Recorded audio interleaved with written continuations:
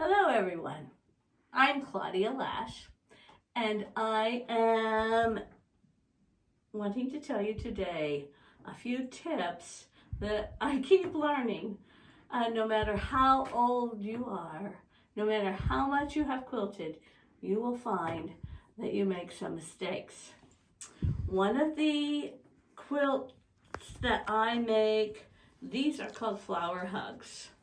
Flower hugs are little quilts that have a flower on them, and I use these little hexy flowers because in my free time I like to make the hexy flowers while I'm watching TV and things, and so when I get a bunch I have a good selection to choose from. So I come into my sewing room and I find a flower hug that I like, and then I find background and all of the things that I need. After I put the reason for the flower hugs is not just to make them. I make them for people that have had something tragic happen, or they're very sick or sad about something. And on the back, I put a label that says, "Thinking of you. This wall hug has been made expressly for you to bring you a bit of joy and cheerfulness." And I put my name on it and the date. And this type of thing is very handy if you have friends, and when you get to a certain age, you will find that lots of bad things can happen to your friends. So I make them a flower hug. I can fold it up and I can put it in an envelope and mail it in the USPS. It's very easy to do. It's a nice little surprise when they get it. Well, I haven't been able to do much sewing on my flower hugs for several months, since last July 21st. So it's been 10 months, I think. And but I decided I'm getting to where I can do a little bit more. I'm going to make one because I have a friend who has lost her husband. So I'm making her this flower hug. And I've picked out the flower, the leaves, and this fabric is perfect for flower hugs because it says love, hope, faith, amen, and it's just over and over and over. So it's perfect fabric. Got my flower, I've got it all sewn on the front. And then the other day I was talking on the phone to a friend of mine, and I thought, I think while I'm talking on the phone, I think I'll go ahead and put my back on. I put the batting in, I put the back on, and I looked after I had the back on, because the next thing you do is you do the quilting. Well, I had not put the little label inside. Usually you have to piece that inside. See? But I got started talking and just escaped me. Now I have made over 60 of these. You would think that somewhere in there I would have got it. So now I'm going to have to put on a label that I bought from the store. I'll cut something out and just put it on here.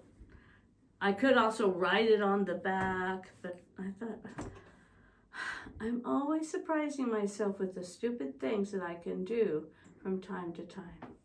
So don't be surprised if you do that. The second thing I wanted to tell you, though, a little tip, and something that I think I have talked about before.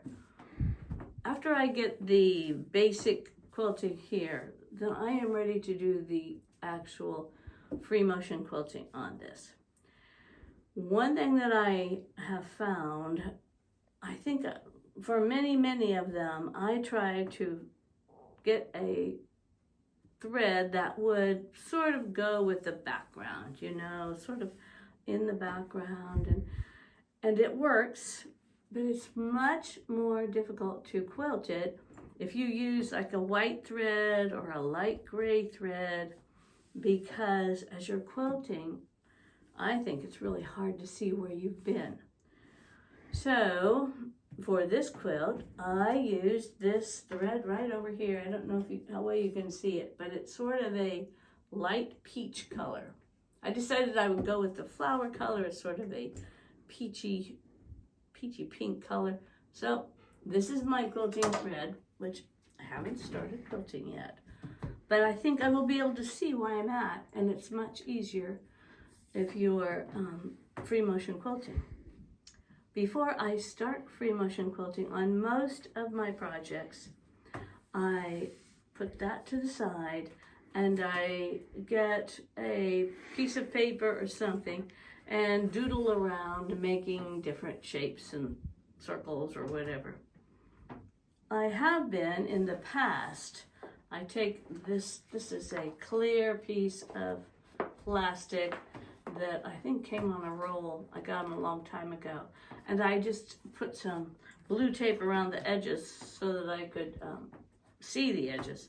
And I would use this to practice. This is a vis-a-vis marker, but here I can practice what I'm going to put down. Maybe I don't like that. I'll try something else.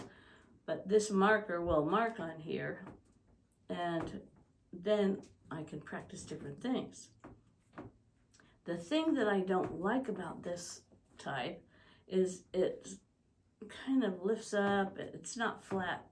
I looked into finding a piece of plastic that is a little stiffer. I think it may have come in a notebook or a folder or something, and it's clear, very nice and clear. So next time I'm at a Staples or an office supply or something, I'm going to try and look for some more of these. But you can put this down. This is what I was doing earlier today, and you can practice different things. And while I was practicing today, I noticed that I did this with this pen, and I thought, no, I think I want to try a different pen. So I tried, I don't have it on here. These are both done with this vis-a-vis pen. The vis-a-vis pen you can remove with a little spray of water, and I would not put it onto my quilt when I'm doing it, but you can just water it and it comes right off. I also thought today, well, I wonder if it will work with a dry erase marker. And it does. I tried a dry erase marker on here and it works too. You just have to, now this is a more, and now it's wet there. Don't do it in a wet spot there. But you can do that with a dry erase marker and it comes off just as well with a dry piece of paper towel. So I will wait and get a dry one. I don't want to get that one all wet.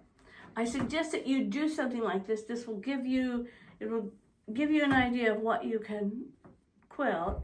It also starts giving your hand some, and your mind something to go on when you're going to start quilting on a machine. The more memory you can give that, the easier it's going to be when you're quilting. So before I actually quilt on this, the other thing I will do is get my practice piece of fabric up here, and I've already practiced on something for something else, but I will practice on this, and finally when I've gotten all that practice and everything done, I can get ready and start quilting on this. So, a couple of tips about making flower hugs and trying to keep from making too many mistakes. I hope you do a better job than I do sometimes, but we're still having fun, and this is a great gift for any of your friends that need a little cheering up.